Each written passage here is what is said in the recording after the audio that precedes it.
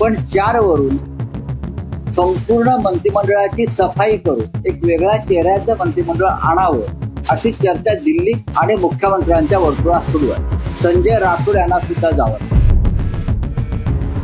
सन्माननीय संजय राऊत साहेबांचं काही आम्ही सिरियस घेत नाही. राजीनामा द्यायला लागू शकतो. त्यात आज सामनानं काही 8 मंत्र्यांची हिटलिस्टही तयार केली आहे आणि विशेषतः सगळ्यात जास्त शक्यता व्यक्त केली जाते आहे की माणिकराव कोकाटे यांच्या मंत्रिमंडळातल्या फेरबदलाची.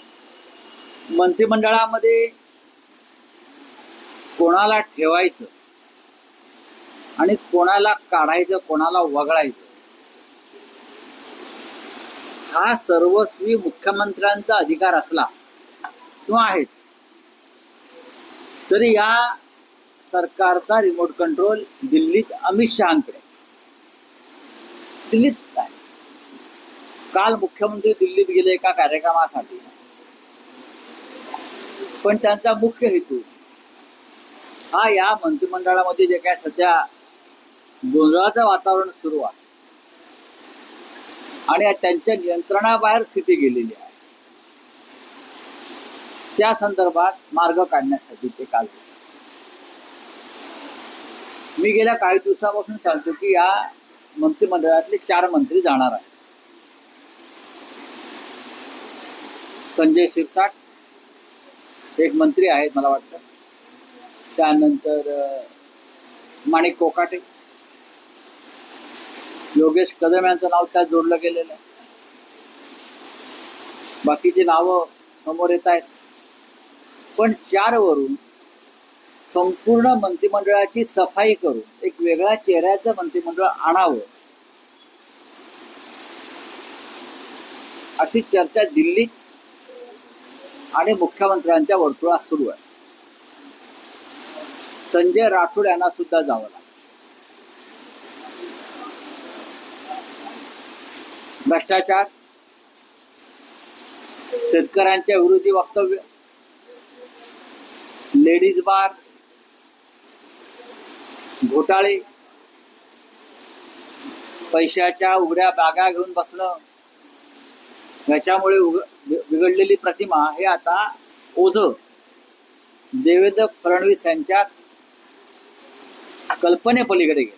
ते ओझं त्यांना आता पेलवत नाही, पण ते फेकताही येत नाही. खरं म्हणजे ज्यांचं 137चं संख्याबळ आहे त्यांना अशा प्रकारे ओझ्यानं वाकून जायची गरज नाही, पण तरी ते वाकलेले आहेत आणि ते त्यांचं काम करतायत. जसं काल काय झारखंड मधून एक टोळी आली, एक पथक आलं एसीबीचं आणि अमित साळुंखे नावाच्या व्यक्तीला अटक करून गेले. आपल्याला माहिती आहे सुमित फॅसिलिटी. ही सुमित फॅसिलिटी काय आहे?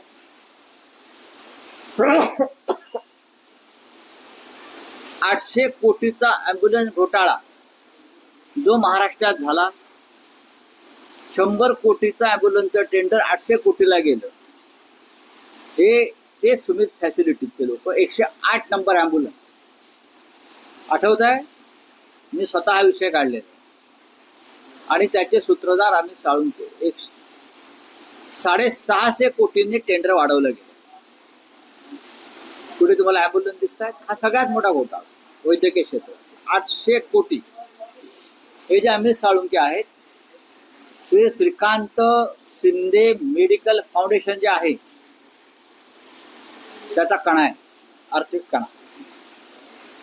मोठ्या प्रमाणात हे सगळे पैसे हे शिंदेकडे वळवले आणि श्रीकांत शिंदे मेडिकल फाउंडेशनकडे वळवले. याची चौकशी आता मी करायला सांगणार. झारखंड मधल्या मद्य घोटाळ्यातून काल एक पथक इथे आलं आणि या सुमित फॅसिलिटीजच्या अमित साळुंखेला अटक केली.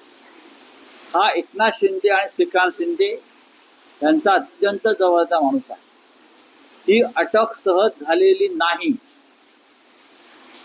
सरकारला या पैशाला कुठे पाय फुटलेत, कोणाच्या खात्यात गेलेत, प्रत्यक्ष अप्रत्यक्ष ते शोधायचं आहे.